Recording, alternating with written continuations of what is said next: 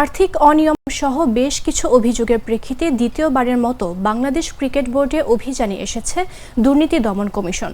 শনিবার দুপুরে তদন্তে আসে সংস্থাটি। এর আগে গত মাসেও অভিযান চালায় দুদক।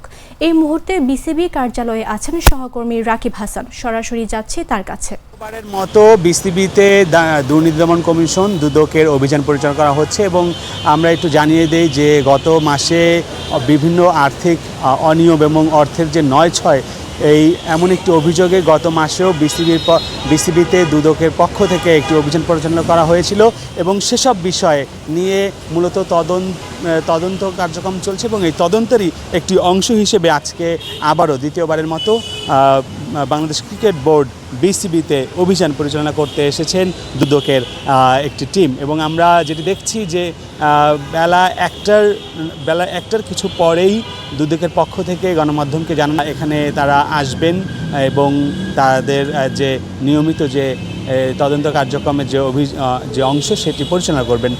এর প্রেক্ষিতে আমরা এখন অবস্থান করছি বাংলাদেশ ক্রিকেট বোর্ড বিসিবির যে প্রধান যে কার্যালয় রয়েছে সেই কার্যালয়ের বাইরে এবং ভেতরে দুদকের টিম তাদের যে অনুসন্ধান সেটি পরিচালনা করছেন। এবং আমরা একটু জানিয়ে দেই আপনাদেরকে যে মূলত এই অভিযানের যে বিষয় নিয়ে সেটি এখন পর্যন্ত তাদের কি অনুসন্ধান করলেন এবং কি অনিয়ম তারা পেয়েছেন সেধমের সঙ্গে তারা কথা বলবেন। এখন পর্যন্ত আমরা সেটি জানতে পারিনি, তবে আশা করছি তারা বেরোলেই আমরা এই বিষয়ে জানতে পারবো। তবে আমরা একটু আপনাদেরকে জানিয়ে দিই যে এর আগে প্রায় তিনজন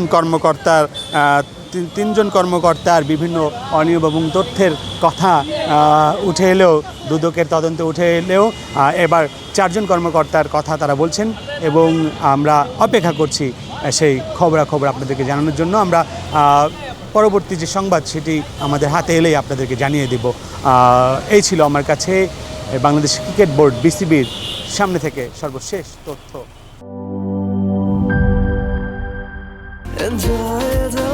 চলো উড়াই খুশি তুলে নিয়ে হাতে,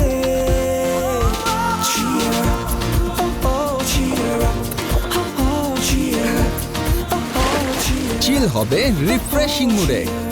চিয়ার আপ, চলো উড়াই খুশি।